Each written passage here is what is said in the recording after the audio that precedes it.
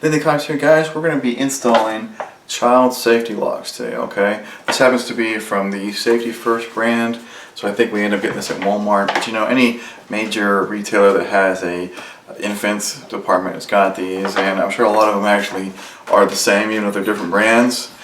These are the standard spring-loaded, okay, right? So you got, let me get closer here. So we got the spring-loaded clip with the latch, right? You guys have all seen these. You just have to stick your finger down in there and push that to open it up. And we're going to do the install video here. I'm going to walk you through it. And I'll be honest, I'll have to splice this video a couple times because it's been over a decade. It's been over a decade since I put one of these on, so I really don't remember. So I'm going to have to, you know, but I won't make it too long for you guys. I'll cut out the dead spots where I'm trying to figure out, because these instructions are pretty weak.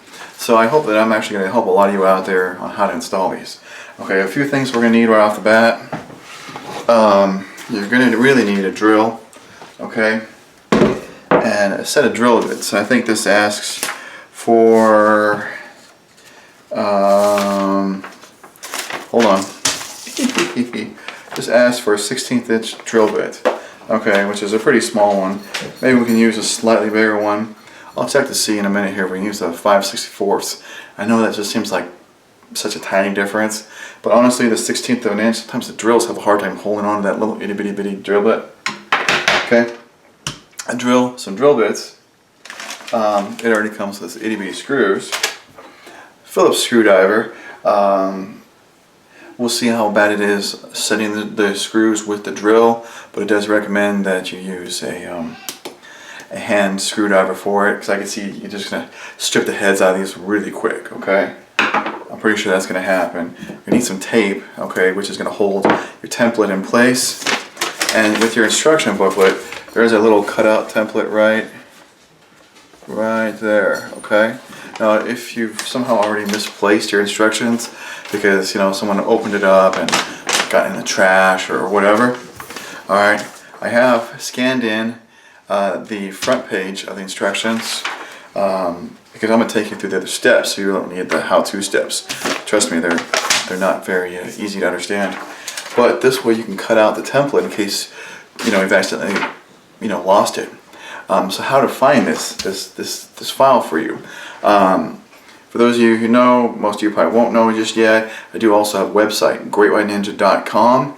So in the description down below, I will put a clickable link to the page on my website, where I'll have this video, and then right next to this video I'll have a file download, which will be just the JPEG of this right here, okay? And you can print it out, standard 8.5 by 11 sheet of paper, and then cut out your template. And I did it, and they match in size, okay? So the templates are the same size, because that's going to be important, little thing right there. And like I said, these will probably work on the other brands, because I think the other brands are probably all actually just one brand. Okay, so I guess I'd better get on my butt, squat down here, and open up the first cabinet drawer and get started. So let's go. Alright guys, I tell you what, this has got to be one of the worst instructions that I've seen in a while. So I know a lot of you out there are really frustrated with these little child locks. So if you have started the installation of these things and you're like freaked out and went to YouTube to try to find some video explanation, a walkthrough on how to put them in, first of all, don't feel bad about yourself. I've been messing with these for a while. Everything about the instruction booklet is twisted around and it just sucks, okay? So just follow me here, take a deep breath, and we're going to reset. We're going to start over. Okay, I'm going to show you a couple things on these and how to get them in right and easy, okay? Okay, first of all,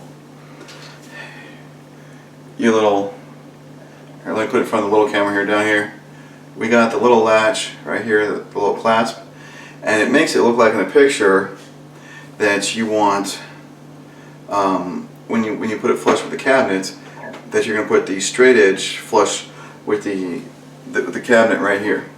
Okay, it's suggesting, it looks like it's suggesting you do it like that, but actually that's backwards.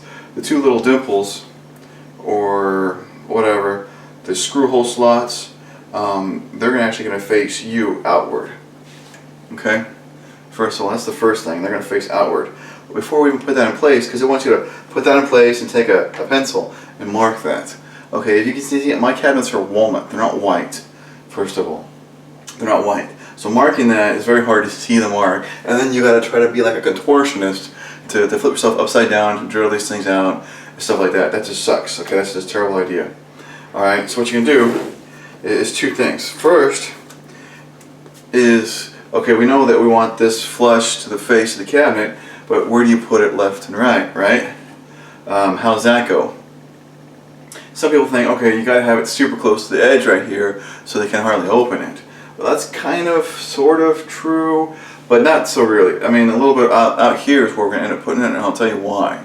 And this one's done here, and you can see that's where it stops. You know, the kid's not, but they're gonna get their little hand past the edge, but that's it. They're not gonna get their arm inside of it. They're not gonna get any bottles out, and the difference that it opens is very tiny between here and there. But the reason why we're gonna put it here is two things. One, if you're trying to actually turn these screws with a screwdriver, which by the way, even though the instructions say to use a hand screwdriver, not the drill to put the screws in, that's crap.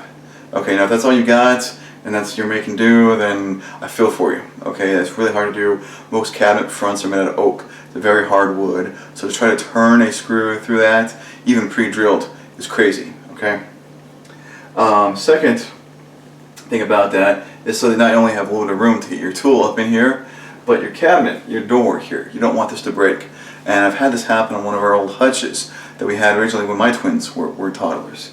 Is, okay, you're not going to be able to see this here. This end piece here of the cabinet and this top piece here, they go together. The top piece has, you know, basically a tongue, and then the side piece here has the grooves the tongue goes into, okay? So there's thinner pieces of wood that wrap around it, then they're glued together, okay? So if you put the screw right here in the side piece, it's actually, if you look at the top, you can see it. You can see the cutout there where it is. That wood's really thin. If this gets a hard pull, like say you have an adult that doesn't realize you have child locks or you forget and you give it a good yank, you can actually rip this piece of wood. You can crack it and rip a big piece right off. That's why, okay? So, to make sure that we don't do that, so we don't break our cabinets, is we're going to put a piece of tape.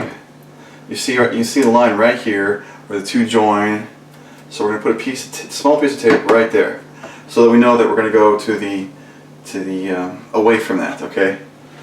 This happens to be the right, but this side would end up being the left, obviously. So we're going to go away from that. Okay. First of all. Second of all, we're not going to hold this up and do the pencil thing. Another piece of tape, and it's got to be skinny enough to fit between the two screw holes. Okay. My tape was too fat, but excuse me, I just tore it in half. Okay, right? So you want those front notches to be flush with the face of the cabinet. So tape that in place right there so that they're flush. And like I said, the two, I'm sorry, what the word I'm looking for, not indented, but those two screw hole areas that go out, you know, are facing you. Next we're going to pre-drill it. And let me show you a tip about pre-drilling, because I made a mistake right there, okay? Shh, don't tell my wife. Alright, I drilled all the way through the cabinet door. Okay? Normally I'm really good with that and knowing my depth when I'm drilling, but I'm tired. You can see the kitchen's a little bit of a mess. We actually just got done making a cooking video. If you want to see it, it'll pop there at the top right of your screen. Okay, so to help us make sure that we're not going to drill through too far, I got the drill bit, which by the way is, I did use the 5/64 instead of the 1/16. It is just a fraction bigger, but it helps get that screw up into it without stripping it out, okay? And it's not too big. Now you can double check. Let me put this here in front of the other camera. When you want to double check that, you take the drill bit, okay, see like, and you put the screw in front of it, and then you want to, where the drill bit is basically hidden. So the drill bit should be no bigger than the shank of the screw, so that you can still see the actual threads protruding out that. If you put the, if you put the screw in front of it, and you can see the drill bit on both sides, and it's too big because it's taking up room of the threads. So match that to the shank. Some people like to put it on the other side. And then, you see here, this is vinyl electrical tape, which I just wrapped around the drill bit, and then folded a flap. Okay, so this is the closed flap, it's not sticky there. and it's the same length as a screw, you see, so that I know that it's not too deep. And I also double checked it to the thickness of my cabinet door, because maybe the screws, you know, longer than your cabinet door is thick. Okay, so I want to make sure I don't do that again. So there's a good tip right there. Give yourself a little drill depth guide. Okay, now we're going to go back up here. We're going to put it in high gear so we're going to drill, and we're going to drill our 2 pilot holes.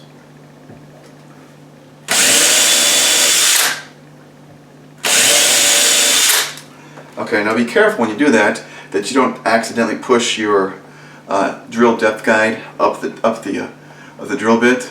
So do periodically check the depth of it and make sure that it hasn't changed. Okay, so we're going to take that out, and yes, we are going to use the drill to put these screws in. Gosh darn it. But do put the drill in the low gear, okay? You're not racing this up, okay? Because you will screw it right past this plastic thing and crack it. Okay? But doing this by hand sucks.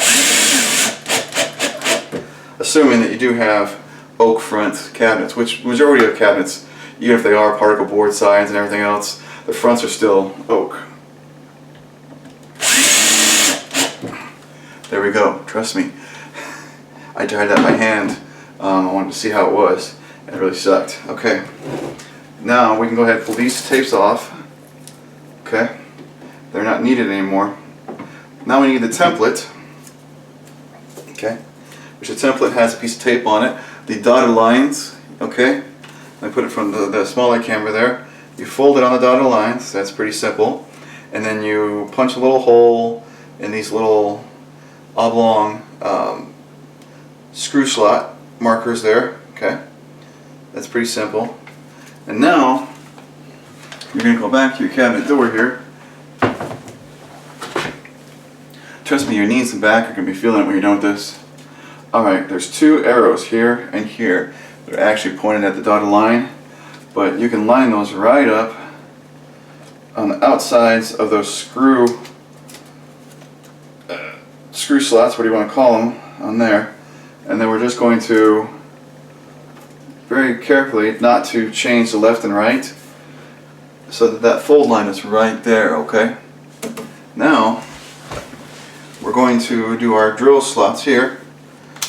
Okay, making sure that we have, of course, a drill bit on first, and we have our depth guide. I've double checked it so it hasn't moved, and I went ahead and just put these screws, drilling the pre-drilled slots, the holes right there in the middle.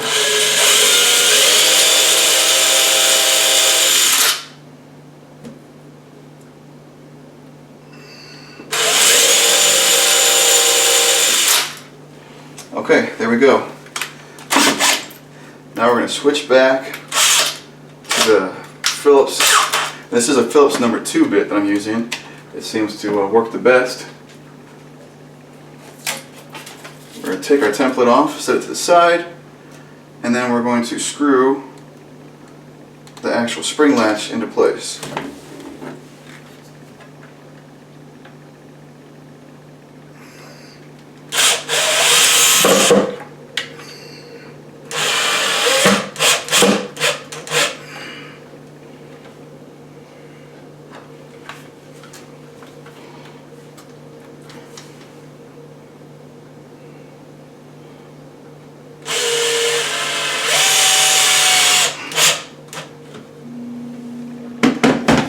Okay, there we go. Now the spring latch is in place. Now you see it doesn't close unless you push it down, and I guess that's maybe just so it grabs harder when it's actually locked, because I thought they used to close on their own.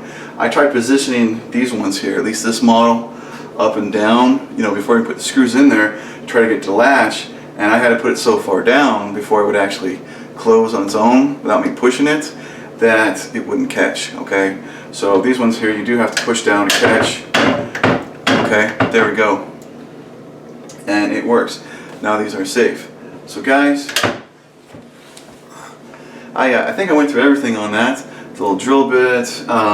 Again, you can click on the link in the description down below to go to my website page where I'll put this video, and right next to the video will be a downloadable file of the front page instructions, so you can have an extra template in case you lost it or it got just damaged, maybe it got torn up in the process and you have more to go. You can print that out, cut out a new one for you there. This is one of the most frustrating projects I've done in a while, so I really hope that this helps you out. Please, while you're here, go to the main page there and click on the subscribe button.